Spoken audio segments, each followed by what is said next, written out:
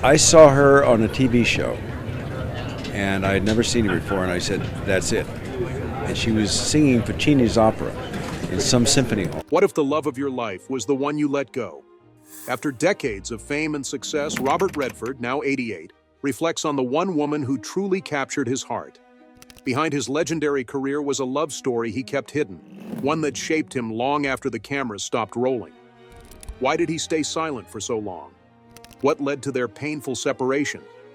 And does he regret the choices that kept them apart? Robert Redford spent decades as one of Hollywood's most beloved icons, his golden hair and piercing blue eyes lighting up the silver screen.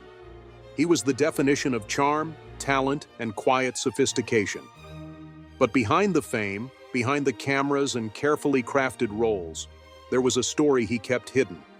A love story that shaped his life, haunted his heart, and remained a secret until now. For years, Redford rarely spoke about his personal life, preferring to let his films do the talking. But at 88, after a lifetime of extraordinary highs and devastating lows, he finally admitted what many had long suspected. The love of his life was not just another fleeting Hollywood romance or an actress from his golden years. It was something deeper, more profound, something he had held on to in silence. The question is, why did he wait this long to reveal the truth? Long before the glitz and glamour, before his name was whispered alongside the likes of Paul Newman and Barbra Streisand, Robert Redford was just a boy from Santa Monica, California. He was born on 29 August 1936, growing up in a modest working-class home. His father was an accountant, a man of numbers and order, while his mother was the heart of the household, ensuring everything ran smoothly. But Robert was never one to follow convention. Even as a child, he was restless, drawn to art and adventure rather than schoolwork. He struggled to sit still in class, his mind constantly wandering beyond the walls of his school in Van Nuys. While other kids were memorizing equations, he was sketching, painting, and dreaming about the world outside. Sports provided another escape. He was an excellent tennis player, quick on his feet, competitive, and determined. But there was always something missing, a sense of purpose, a direction that felt like it truly belonged to him. By the time he reached his teenage years, he had begun pushing boundaries, testing limits in ways that made his parents uneasy. He wasn't the kind of boy who followed the rules without question. His rebellious streak grew stronger, and soon he was caught up in a lifestyle of recklessness. It was that same rebellious spirit that led him to the University of Colorado. For a while, it seemed like he had found stability, but it didn't last long. Freedom, for Robert, was intoxicating. He fell into the wrong crowd, drinking heavily, partying late into the night. It wasn't long before his grades slipped beyond repair. The school had no choice but to take action, and before he knew it, he had lost his scholarship. Expelled, directionless, and ashamed, he returned home. But deep down, he knew he couldn't stay. His future wasn't going to be found in a classroom, it was somewhere else, waiting for him to take a leap of faith. And so, with barely any money and no concrete plan, he packed his bags and set off for Europe. It was the 1950s, and the continent was still recovering from the scars of war. But for Robert, it was a place of discovery. He wandered through France, Spain, and Italy, living on little more than inspiration. He spent his days sketching in cafes, watching people, absorbing the beauty of the world around him. He found solace in art, in the idea that stories could be told through images, expressions, and movement. It was during this time that something shifted in him. The carefree artist, once untethered and uncertain, began to see a new path forming. Acting wasn't something he had ever truly considered, but the idea of stepping into different lives, of embodying emotions and telling stories, began to intrigue him. And so he made a decision that would change the course of his life. He would return to America, but not to the life he left behind. New York City was the first stop. He enrolled at the prestigious Pratt Institute to study painting. But once again, the pull of something greater led him elsewhere. The American Academy of Dramatic Arts was a world away from the casual sketchbooks he carried through Europe. It was intense, competitive, and filled with people who had spent their entire lives dreaming of stardom. Robert, on the other hand, simply wanted to see where it would take him. The early years were tough. There were no big roles, no sudden discoveries that catapulted him into fame. He took small parts, appearing in television shows, stage productions, and anything that would keep him afloat. But despite the struggles, something inside him had clicked. For the first time, he felt like he was exactly where he needed to be. It was during this chapter of his life that he met a woman who would change everything. Her name was Lola van Wagenen. She was nothing like the Hollywood hopefuls who filled the studios of New York. She was calm, intelligent, and deeply rooted in her faith. She came from Provo, Utah, raised in the traditions of Mormonism, a world that seemed a lifetime away from Robert's bohemian travels through Europe. And yet, from the moment they met, something between them felt inevitable. At a time when Robert was still finding himself, Lola represented stability. She saw something in him that others didn't, a depth beyond the golden-haired charm and restless spirit. He, in turn, was drawn to her unwavering confidence, the quiet strength that grounded her. Their love story wasn't filled with extravagant gestures or whirlwind passion. It was simple, genuine, and undeniably strong. By 1958, just as Robert was starting to make small strides in his acting career, they made a decision that surprised everyone. They eloped.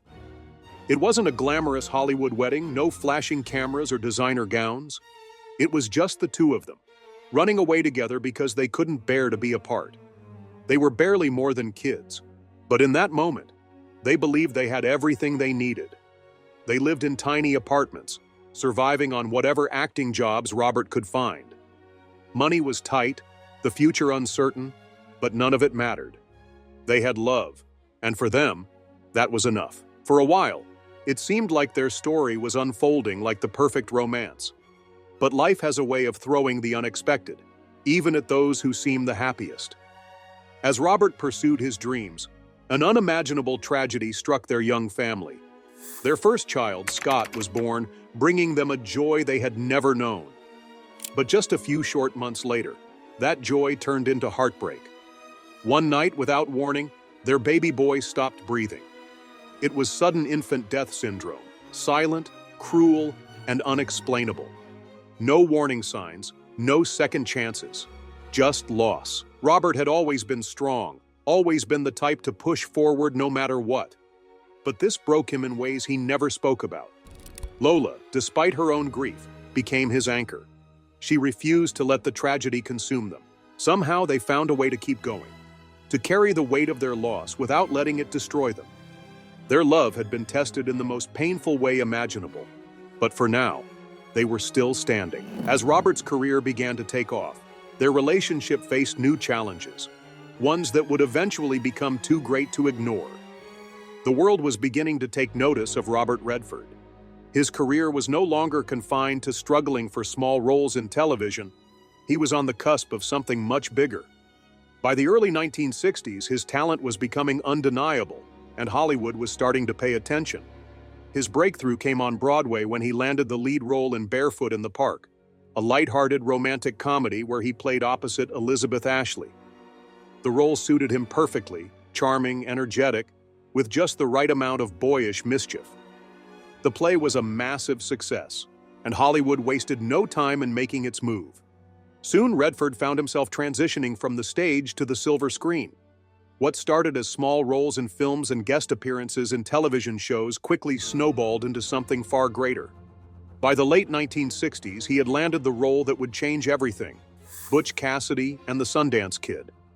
The film was an instant classic, and his chemistry with Paul Newman was electric. Their easygoing, natural banter made them one of the most beloved on-screen duos of all time. Practically overnight, Robert Redford became a household name, the very definition of a Hollywood leading man. Women adored him, men admired him, and the industry could not get enough of his effortless blend of rugged masculinity and quiet intelligence. But while his star was rising in Hollywood, the pressures on his personal life were mounting. He was no longer the struggling actor scraping by in tiny apartments. He was now traveling for months at a time, filming in remote locations, and constantly pulled in a dozen different directions. For a man who had always been fiercely independent, this new reality should have been thrilling. But for a husband and father, it was an impossible balancing act. Lola had always been supportive of his dreams. She had been there through the lean years, standing beside him when success was still just an idea. But the more his career demanded of him, the more it took him away from home. And when he was home, he was often exhausted, preoccupied, his mind still in the world of scripts, directors, and endless film sets. Their love had survived tragedy before, but now it was facing something far more insidious, a slow, quiet unraveling. The strain of his long absences and the weight of their grief over losing Scott never truly left them. They had more children, Shauna, David, and Amy, and Redford adored them. But his guilt for not being present enough lingered in the back of his mind. The more successful he became, the harder it was to hold on to the things that had once grounded him. He never stopped loving Lola, never stopped appreciating the family they had built, but something had changed. And as much as he tried to fight it, the distance between them continued to grow. Through the 1970s, Redford cemented his status as one of the biggest stars in the world.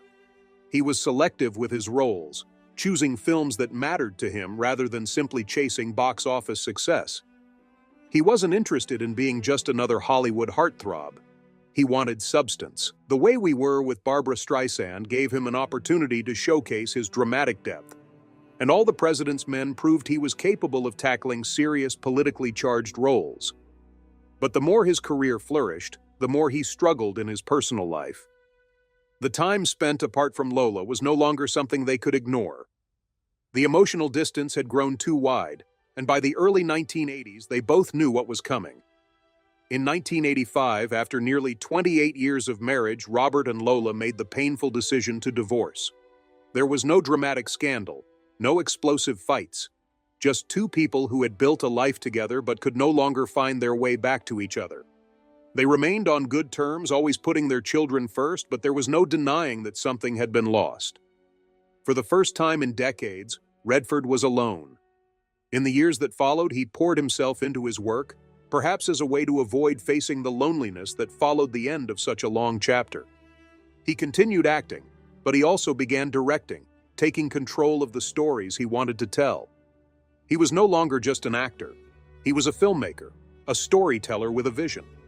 But even as he explored new creative heights, something was missing.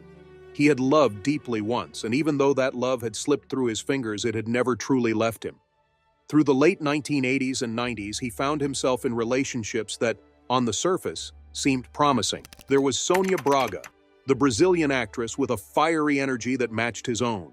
Their romance was passionate and exciting, but it wasn't built to last. Then came Lena Olin, the stunning Swedish actress he met while filming Havana.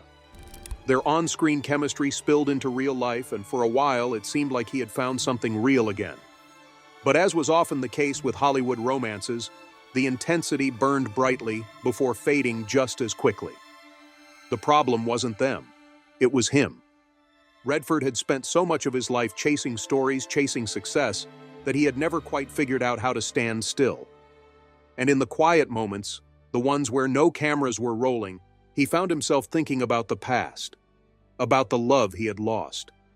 By the mid-1990s, he had built something truly remarkable, the Sundance Film Festival, a haven for independent filmmakers. It was a reflection of everything he stood for: authenticity, creativity, and a refusal to conform to Hollywood's expectations. It gave a voice to those who might never have had the chance to tell their stories. But despite the success, despite the recognition and admiration, he remained restless. He had built a career most actors could only dream of. He had directed films that mattered. He had created a legacy that extended beyond acting. But none of it filled the space that had been left behind. And then, in the most unexpected way, he met someone who would change everything. It wasn't in a film studio, not at a Hollywood event, and not through industry connections. It was in a place that felt far removed from the chaos of his past, his beloved Sundance Mountain Resort. That's where he first met Sibylle Sagars. Unlike the women he had been involved with before, Sibylle wasn't part of the film world. She wasn't a Hollywood star or a celebrity. She was an artist, someone who saw the world through color and movement rather than scripts and cameras. And perhaps the most surprising part? She had no idea who he really was.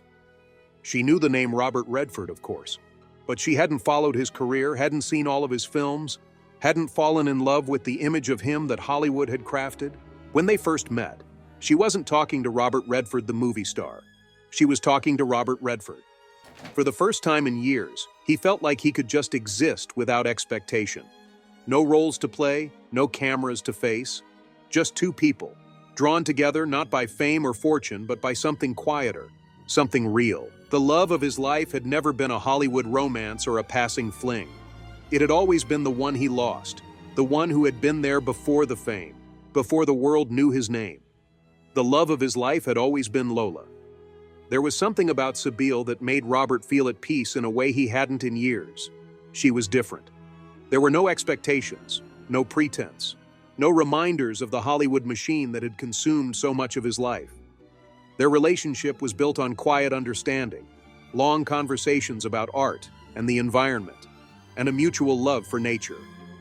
It was a far cry from the fast-paced, high-profile romances he had experienced in the past. And maybe that's why it worked. By the early 2000s, Redford had started to step back from the relentless grind of the film industry. He had nothing left to prove. His legacy as an actor, director, and champion of independent cinema was secure. He had built something lasting with the Sundance Film Festival, giving a platform to voices that Hollywood often ignored. He had directed films that meant something, stories that resonate beyond the screen. And now, for the first time in decades, he allowed himself to focus on something else, on a life outside of fame. In 2009, Robert and Sibylle were married in a private ceremony in Hamburg, Germany, far from the flashing cameras and tabloid headlines. There were no extravagant Hollywood celebrations, no exclusive magazine deals. It was simple, intimate, exactly how they wanted it. For years, he had been known as a man who guarded his personal life fiercely, someone who refused to let the public see past the carefully crafted image. But with Sibylle, he didn't need to hide. She wasn't interested in his fame, and he wasn't interested in living up to it anymore. And yet, even as he found happiness in this quiet life, there was still a part of him that remained in the past. Some loves never truly fade, no matter how much time passes. It was something he had carried with him for decades, something he had never truly admitted, not to himself, not to anyone else. The kind of love that exists beyond time, beyond circumstance. The kind that lingers, waiting for the right moment to be acknowledged. In interviews, when asked about his personal life, he would often smile, offering polite, measured answers that revealed nothing. But those who knew him best could see it in his eyes, in the way he hesitated when the topic of Lola came up. There was a sadness there, a quiet longing that never quite disappeared. For years, he had been asked the same question. Who was the greatest love of his life? He always avoided answering directly, brushing it off with a joke or a vague response. Maybe because saying it out loud would make it too real. Maybe because admitting it would mean confronting the fact that some things could never be undone. But at 88 years old, after a lifetime of silence, he finally said it. It wasn't Sibylle, though he loved her deeply. It wasn't any of the fleeting romances that had come and gone. It was the woman who had stood by him before the fame, before the world knew his name. The woman who had been his rock when he was nothing more than a struggling artist, who had held his hand through grief, through uncertainty, through all the things that could have broken them. It was always Lola. The confession came not in a dramatic interview or a carefully written memoir, but in a quiet moment of reflection. He admitted that despite everything, their divorce, the years spent apart, the different lives they had built, she had remained the love of his life. It wasn't a regret, not exactly. He didn't wish for a different outcome, didn't long for some alternate reality where they had stayed together. They had lived the lives they were meant to live, made the choices that felt right at the time. But that didn't change the truth. Some loves never leave you. They shape you, define you, linger in the spaces between memories. His confession wasn't about rewriting history or diminishing the love he had found later in life. It was simply an acknowledgement of something that had always been there, waiting to be said. Lola had remarried after their divorce, building a life outside of the shadow of their past. She had found her own happiness just as he had. They had remained in touch, always connected through their children, through the history they shared. But they had never spoken about what they had lost, never revisited the past in any way beyond the practicalities of co-parenting. Perhaps they didn't need to. Perhaps some things are understood without being spoken. Still, in that moment, as he finally admitted the depth of what they had shared, There was a sense of closure, not in the way that things needed to be resolved, but in the way that acknowledging the truth makes it feel lighter, less like a secret and more like something that simply exists. He had spent so much of his life searching for meaning, for purpose, for something that made sense. And in the end, he realized that the thing he had been searching for had been with him all along. For years, Robert had been a man who thrived on movement, on the next project, the next challenge, the next great story to tell. But in the quiet of his later years, he found himself reflecting on the moments that had shaped him, the choices that had led him to where he was. Hollywood had given him everything: fame, success, the ability to create and share stories that mattered. But it had also taken things from him. Time, moments that could never be recaptured. As he sat with the weight of his own admission, the realization that Lola had been the love of his life, he wasn't overcome with sadness. If anything, there was a sense of peace in finally saying it. There was no need to change the past. Life had unfolded the way it was meant to, and even though they had gone their separate ways, what they shared had been real, undeniable. Still, there were moments, small, fleeting moments, when he wondered what might have been different if he had chosen love over ambition, if he had stayed home more, if he had put his family before his career, if he had recognized earlier what truly mattered. But then again, had he not taken the path he did, would he have been the man he was today? It was a question with no real answer. Through the years, Redford had lost people who meant everything to him. His mother had passed away when he was still young, a loss that shaped him in ways he didn't fully understand until he became a parent himself. Losing Scott, his firstborn, had left a scar that never truly faded. And then there was James. James had been his son, yes, but more than that, he had been someone Redford deeply admired. He had followed in his father's footsteps, not as an actor, but as a storyteller, using film to shed light on important social and environmental issues. They had worked together, built projects together, shared a passion for using their voices to make a difference. And then, in 2020, after years of battling health complications, James was gone. It was a different kind of loss. When Scott passed away, Redford had been a young man, still figuring out how to navigate grief, still trying to hold himself together for Lola. But with James, it was different.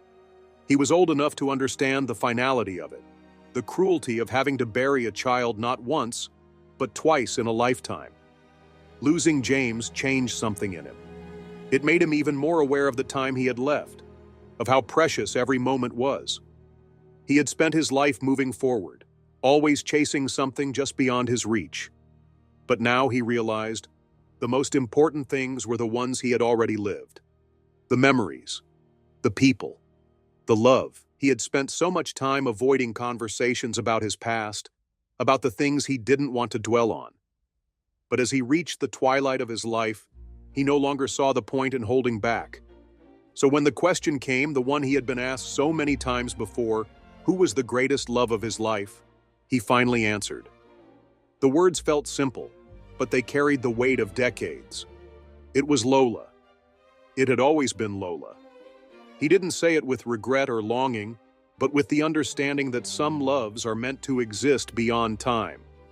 That even though their lives had moved in different directions, even though they had spent more years apart than they had together, she had left an imprint on his soul that could never be erased. He had built a beautiful life with Sibylle, one that brought him peace in ways he had never known before. And he cherished that. But what he had with Lola had been something else entirely, something that had shaped the foundation of who he was. He thought about the young couple they had been, two kids who had run off together without a plan, believing that love alone was enough. He thought about the life they had built, the family they had created, the tragedies they had survived. He thought about the moment it all slipped away, when they realized they couldn't hold on any longer, even though a part of him had wanted to.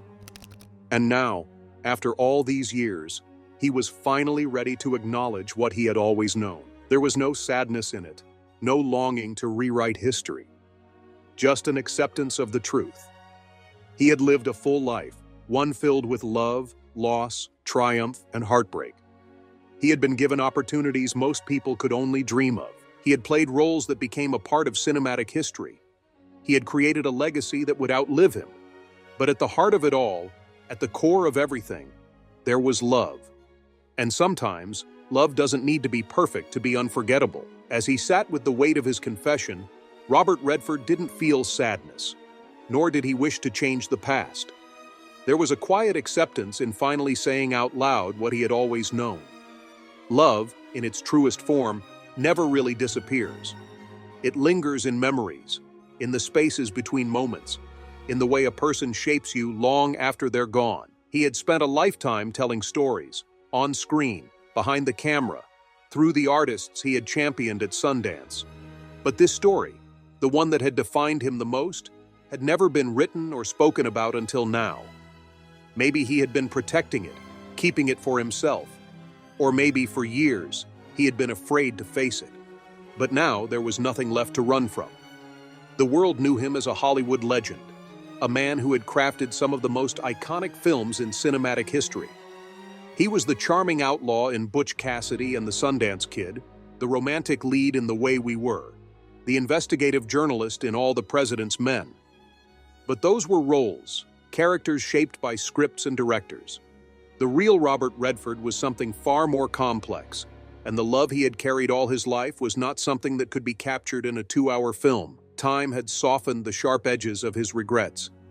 He and Lola had built separate lives, found new loves, new purposes. But they had never truly lost each other. The connection they had shared wasn't one that ended with a signature on divorce papers. It was deeper than that, woven into their children, their memories, the quiet understanding that only two people who had built something real could ever have. In the years following their divorce, they had remained in contact not out of obligation, but because they still mattered to each other. The love they had shared had simply changed shape. It was no longer the youthful passion that had led them to elope, no longer the partnership of two people trying to build a life. Instead, it had become something gentler, something rooted in respect and the knowledge that they had once been each other's whole world. He had always admired Lola's strength. Even after everything they had been through, she had remained steady, never letting heartbreak define her. She had found her own path, away from the shadow of his fame, and he had always been grateful for that. She deserved a life where she wasn't just Robert Redford's wife, and she had built one just as he had. Looking back now, he understood something he hadn't fully grasped when they were young. Love isn't just about the years spent together, the milestones, the memories. It's about the way someone shapes you, the way they stay with you even when they're no longer by your side. At 88, Robert Redford had lived a life filled with extraordinary moments, but none were more profound than the quiet realization that love, real love, never truly fades.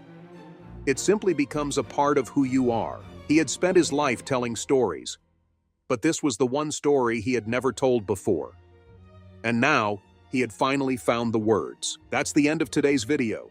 If you've made it this far, please check out more videos on our channel.